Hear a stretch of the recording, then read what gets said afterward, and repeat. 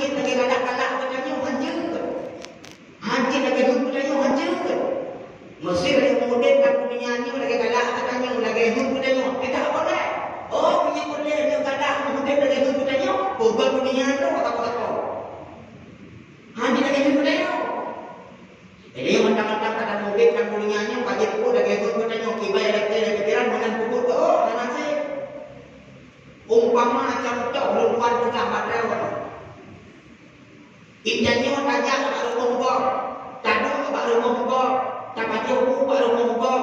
Mungkin tengok tinggal tak betul. Mana mamat ni baru. Demikian saja.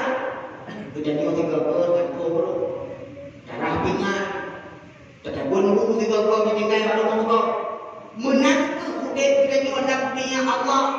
Menang ke hudib kita ada permukaan bumi Allah.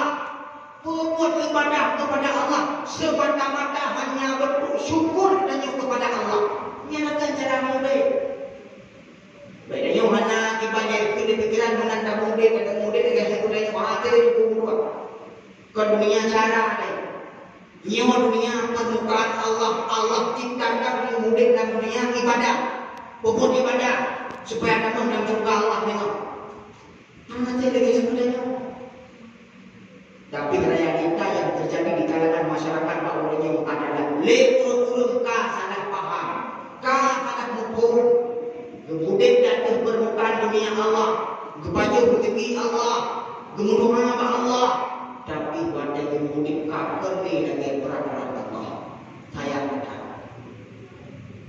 ulangnya tak kalah keadaan yang dunia bertentang apa realita tunggu pegang orangnya di kalangan perawan, dicek-cek perawan, ibarat keadaan dalam dunia orang. Tak punyung, tak pernah